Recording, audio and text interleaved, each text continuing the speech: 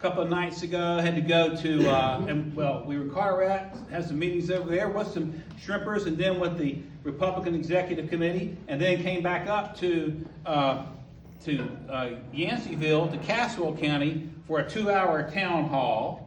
And now we're back here in Craven County. And some of y'all know I'm from this neck of the woods. I'm from Plymouth, which had the other Weyerhaeuser plant years ago. Maybe you could smell the smell back in the day. We said it used to smell like money. So this is my, so listen, I'd be living here in Craven County. I got kids and a couple of grandkids in the Charlotte area, you know what I mean? But we're home. But I want to give you some good news. In the travels that we've had around the state, I've been blessed to speak at 3 different Charlie Kirk vigils. The first one was over in Beaufort County. Keith Kidwell had me over. Really appreciated that. Then spoke at one kind of on the spot in Caldwell County. That's Lenore, North Carolina. There's a Lenore, North Carolina, Lenore County, Caldwell County. And then a couple of weeks ago, was asked on the spot to speak to a Charlie Kirk vigil in Catawba County. And every time I've spoken, I want to make sure that this is not a political thing. I mean, you get asked to speak because you're a political candidate.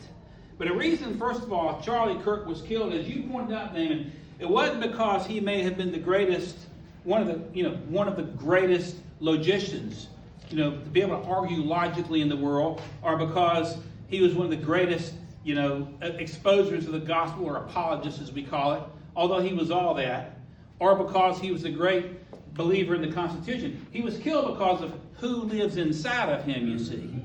Because, it's interesting, you look at, and you mentioned this, Mr. Chair, the issue we're having with these Islamists taking over. Those folks they treat women like dogs. And their doctrine is to have sex. Men have sex with little girls. In fact, Muhammad himself had this little girl named Aisha, But nobody gets mad with them. The left doesn't get mad with them, despite the fact that they are basically brutal. Yeah. The issue is who lives within us. We're in a battle. But I'll tell you, the other day, so I was asked to speak and did not want to speak much other than Scripture. And then after me, there was a preacher. We were speaking on the courthouse steps of Catawba County, big old courthouse there.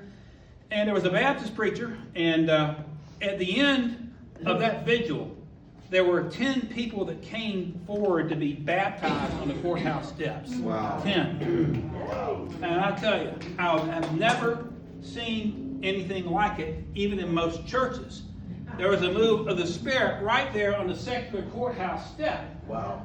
Greater is he who is in thee than he who is in the world. Yes, sir. And we are, yes, there's going to be a battle for the survival of this republic.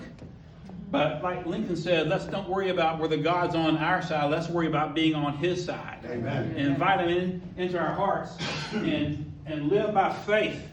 The righteous live by faith. So anyway, I want to talk on a couple of topics. I want to talk about a couple of local topics. One, I'll start with Shrimp Gate. Jerry's been very good in educating me. I've learned more and more and met with our shrimpers. I'm standing with the 19 counties that are battling the attempt to end a way of life. It's absolutely ridiculous. Protecting our ability to produce food, that includes fish and shrimp, is a national security issue. It's a big problem when we are importing food from other nations. Amen. We need to be producing food here and not just protect our shrimpers, but protect our family farmers. My granddaddy Brown down in Janesville, North Carolina, not too far from here, he was a rural mail carrier and had a backer farm, a small farm. So I grew up in the summers working there. We used to call it backer. Not tobacco, they used to call it backer. You all sophisticated folks, so you say tobacco, I can see that. And Wilson used to have, you don't know this, young fellow, Wilson used to be the biggest tobacco market around. Wilson did, that's exactly, called it Wide Awake Wilson. But we worked there, then we take tobacco to Rogers Warehouse in Williamston, the auctioneer will go, blah, blah, blah, blah, blah, Walter Brown, that's my granddad's name, and they run the, at one time we got 88 cents a pound, and that was really, really happy. But the point of the matter is, our family farms are in jeopardy. Our shrimpers are in jeopardy. And from a state standpoint and from a national standpoint, not only do we have to protect them because we need to protect American way of life, but because it's a national security issue. Just about a month or so ago, they had a bunch of radioactive shrimp coming here from, was Argentina, right? From Argentina, I believe. Do you remember that, Jerry? Indonesia. All the way from Indonesia, radioactive shrimp coming into these markets. And I asked the question, why in the heck are we even importing shrimp from halfway across the world. That's right. We are taking out our own people and feeding them nasty crap. Forgive me, Pastor. No, sir. Ladies and gentlemen, when I go to U.S. Senate, there's several things I'm going to do to step forward for our shrimpers and our farmers. Number one, I'm going to propose a National Shrimpers Protection Act. And if that is passed by the Congress, it will do away because of the Supremacy Clause and protect these shrimpers from Phil Berger's ability to take money from another political action committee to line their pockets. Because you see, it is a matter of national security and preserving our way of life. In terms of protecting farmers, we've got to stop these mega conglomerates coming from overseas and owning land. That's right. I'm going to push to end Chinese-related ownership of American farmland. It's got to come to an end. And let me tell you, we can do it because you see, the Constitution, which Damon eloquently mentioned a moment ago, is we the people of the United States in order to form a more perfect union. The Constitution does not apply to everybody in the world. Right. We can take and seize Chinese entities here in the United States and have the federal government auction that property off only to American farmers. Right. And that needs to happen. And not only that, but let me just tell you this. The fact that they're owning farmland around U.S. military bases is about as stupid as NAFTA was, or as the most favored nation status for China was. The other thing that has bothered me since this is, by the way, when I say I love it here, I'm not just trying to kiss up to you because I want you to vote. I do want you to vote, but I mean it. I mean it. But listen, Hurricane Matthew. Listen, I've been up in the mountain counties a number of times. It's still a disaster up there from the Democrats in action. But I found we've got folks down here that still haven't been rebuilt from Hurricane Matthew. Right. 9 years ago. Listen, Roy Cooper comes in. By the way, I was at a county fair up in the mountains. Was at a Republican booth, and they had this picture of and there was a Republican table and a Democrat table. The Democrat table, I can't believe anybody would sit at the Democrat table and vote. They were sitting there, and there was this 9-foot tall poster of old Governor Corncob, Roy Cooper over there, and right beside Governor Corncob, there was a sign that said, "Democracy or dictatorship." I'm going, what? First of all, we're not a democracy, Democrats. We're a constitutional republic, Democrats. Go to Article 4, Section 4 if you don't believe. You won't find the word democracy anywhere in the Constitution. No.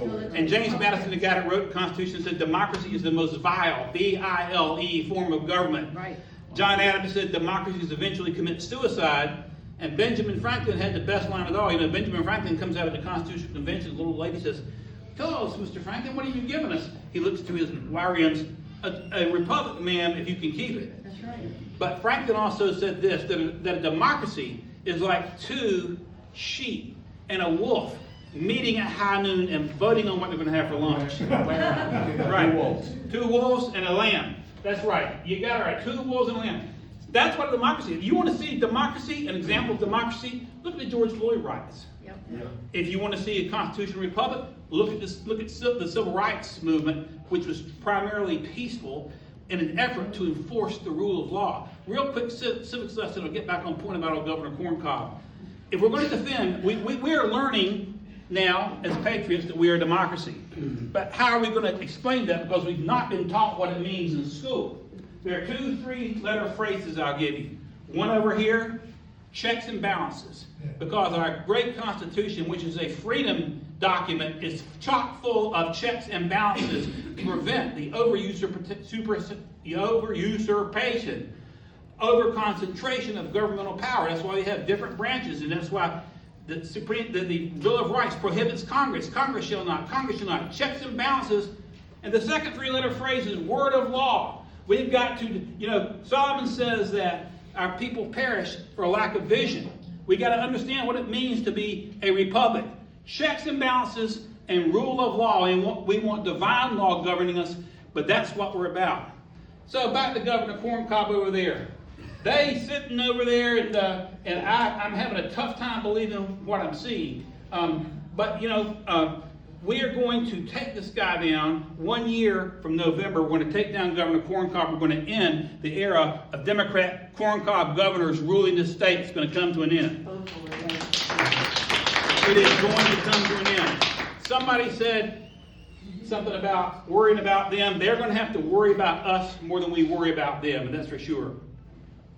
This week, and I've been talking about this in the campaign trail. I'll hit it on again since this is a taxation group, and I'm going to talk on a couple of issues here that are of absolute paramount importance.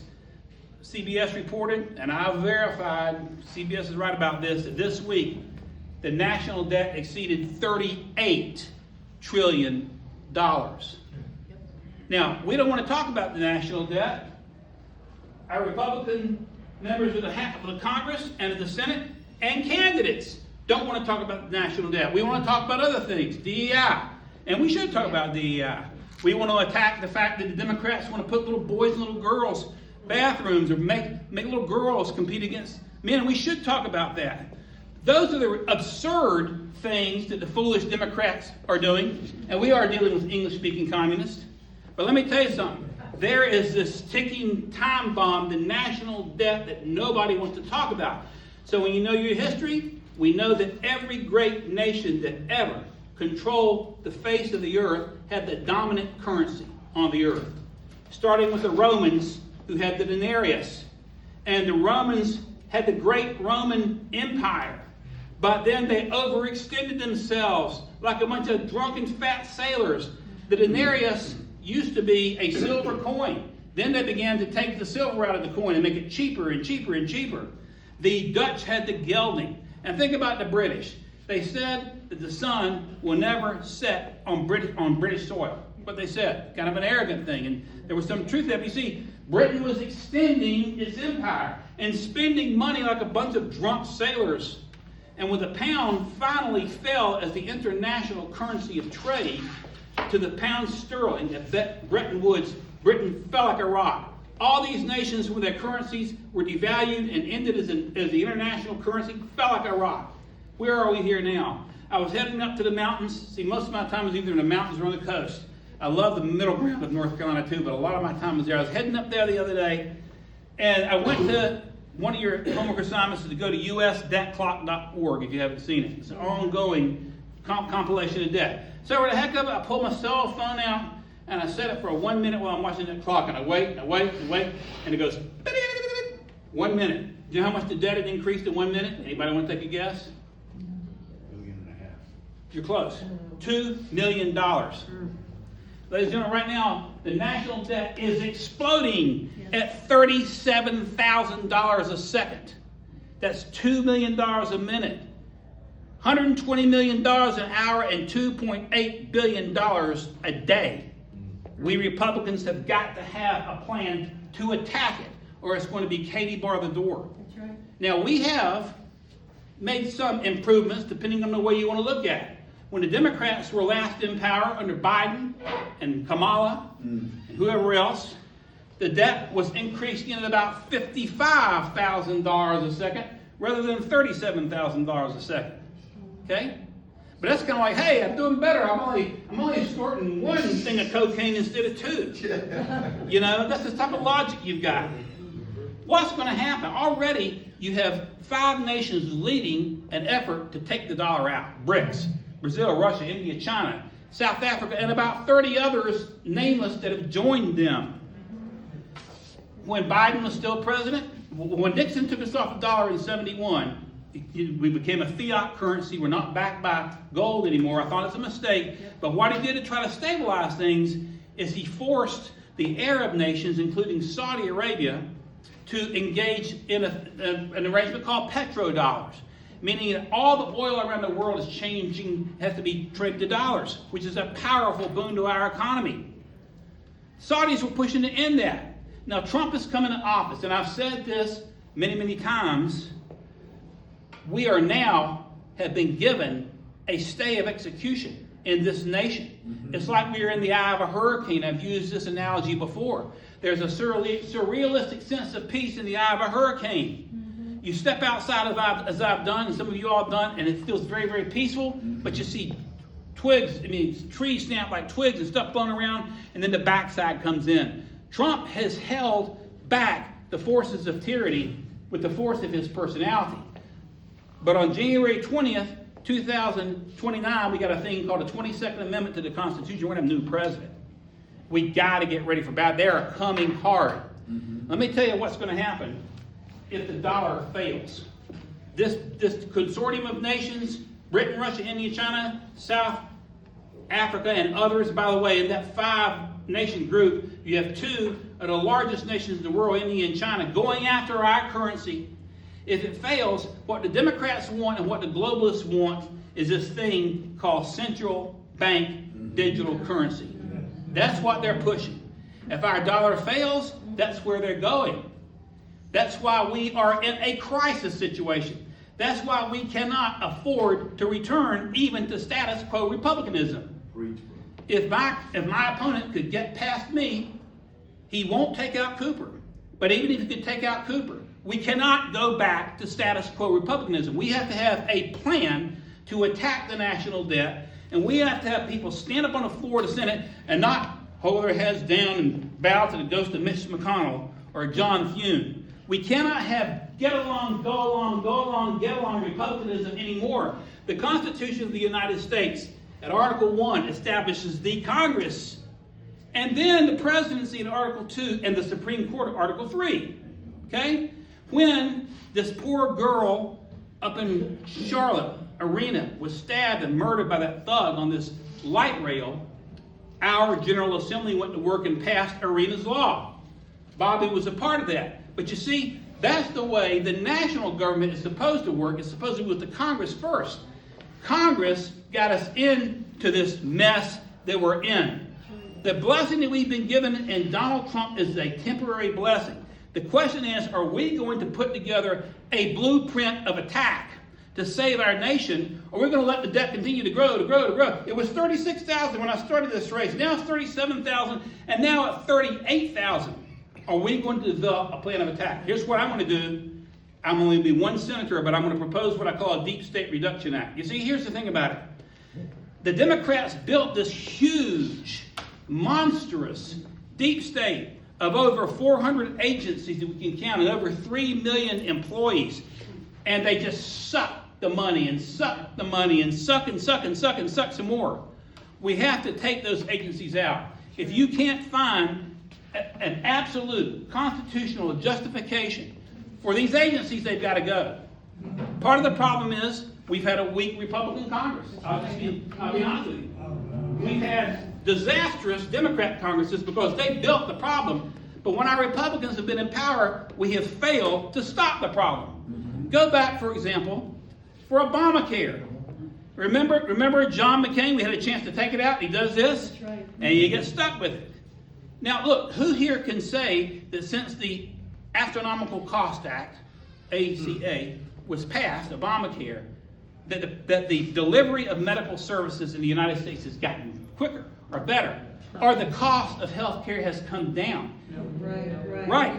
You see, the Democrats in 3 separate takeover stages historically have put us in this predicament. First, during the FDR administration with the New Deal. Secondly, in the 1960s with Lyndon Johnson and the Great Society. These are massive federal takeover attempts. And third with Obamacare, which had nothing to do ever about health care. It was all about federal takeover. We've got to go in, ladies and gentlemen, and we must wage war against the deep state. So under the Deep State Reduction Act that I will propose, it will work this way. One, we would retire and remove 2/3 of all federal workers that are non-military within 10 years. This is easier said than done because you can retire a lot of them out and don't hire them back and take the money to begin to attack the debt. Secondly, we have to take out federal agencies. We're 250-some days into the Trump administration, and Trump has done a brilliant job with his executive orders saying to go after the the Department of Education or USAID. But ladies and gentlemen, we have a Republican Congress, and we still have a Department of Education. That is absolutely unacceptable. The Department of Education must go. I will fight to end it. I hope the Republicans will take care of it before I get there, but I'll fight to end it. And not just that. This is a tax group, but the Internal Revenue Service has to come to an end. It's got to be ended. It's got to be taken out. The greatest constitutional mistake this nation ever made was in 1913. Woodrow Wilson was in president. And that's 1912. You got me too. What you got? There was 2 constitutional amendments made in 1913. 2 were made. 16th and 17th. Right, no, right. That's right. That's right. Both of them should be abolished. You're right. The direct election of senators. He's correct.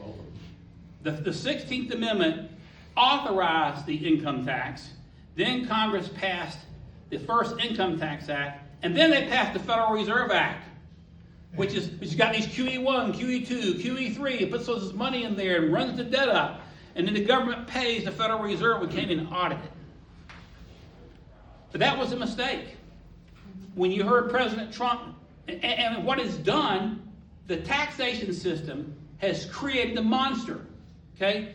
The founding fathers never, ever meant to force direct interaction between Jerry Shield and the federal government. Never. That direct interaction was to be between the states and the government. And as you pointed out, 17th Amendment ended the election of senators. If I'm your senator, I'm reporting to my state legislature. I'm reporting to the states because I believe in federalism. But nonetheless, they create this monstrosity. And now, as Elon Musk has correctly pointed out, you've got all this stuff built around these NGOs. Yep. These NGOs exist because of the scam tax system. And like Elon pointed out, they have these altruistic purposes. Save the whale, save the spotted owl, save the pigeon, save the Democrats. Well, that's practically what they do. Yeah. And because they're a 501c3, I can give them money and write it off. Or big foundations give them money. And if it's a private foundation, get this. If I set up foundation A, I can set up B, C, D. These foundations only got to give away 5% of their growth. So if A gives to B, B gives to C, C gives to D, and D gives to A. And the money they legitimately give away is to promote Democrat ideas like George Soros is doing through Open Society. Yeah. That is because of the fraudulent tax system that we have. I've been all over the state. I've been to Cabarrus County, and I've asked the question, where is our textile industry? In High Point, where is our furniture industry? Even down there in Plymouth, we had the largest pulp and paper mill east of the Mississippi River, that Weyerhaeuser plant. It employed 3,500 folks. Some from Washington County, some from Martin, some from Beaufort, some even Craven. Drove there. 3,500, now there are about 350 folks there. Because the Democrats, and I won't just blame the Democrats because George H.W. Bush started it, but with NAFTA and giving China most favored nation status and putting the World Trade Organization. Can you imagine the idiocy of taking your largest potential superpower competitor and putting them on steroids? It's because they want globalism. You see, they don't care about the American worker. They don't care about the American family. We got to reverse it. But if you, and Trump has done very well with selective tariffs. You know, when he proposed it, old Tom Tillis, who's stepping out of the Senate, he says, I want to know whose neck I can wring if it doesn't work. They all said there would be a depression. There's not been a depression. In fact, we pulled in like $350 billion in tariffs. But here's the thing. Those tariffs are designed to bring jobs back in this country. But if you eliminated the individual income tax and you eliminated the corporate income tax, these jobs and factories and employers would come back in this country so fast it'd make your head spin. Good point. That's exactly right. And the other point, when Trump was talking to Elon Musk, he was talking about tariffs and how they worked in the McKinley administration. But think about this, from 1880 to 1913, during the largest economic explosion ever in American history, when we built the industrial base that later allowed us to win 2 world wars, we did it with zero income tax. Teddy Roosevelt sent the Great White Fleet around the world, zero income tax. If you slim the federal government down, we can do this. We can do it probably with tariffs alone. If you take the income tax out and you still need additional revenue, you can go to what Governor Huckabee has proposed that as a fair tax, which would also eliminate the IRS, but the IRS has to go. And so does every other 3 and 4-letter agency that cannot be constitutionally justified. So I'm going to push for that. I'm going to fight for that. I won't preach for 40 minutes tonight, but I just want us all to understand that we are in an emergency situation because we are working against the law of mathematics. Yes. It's like a drunk driver drinking more and more and speeding more and more, and sooner or later it's going to catch up to us. So we've got to wage war against this deep state. Yes. I'm the only candidate running who is willing to do that. I don't give a rat's what party endorses who or who endorses who or whatever. I could care less about this stuff. What I care about is this state and this nation, and I'm willing to give my life for it. Love you all so much. Thank you.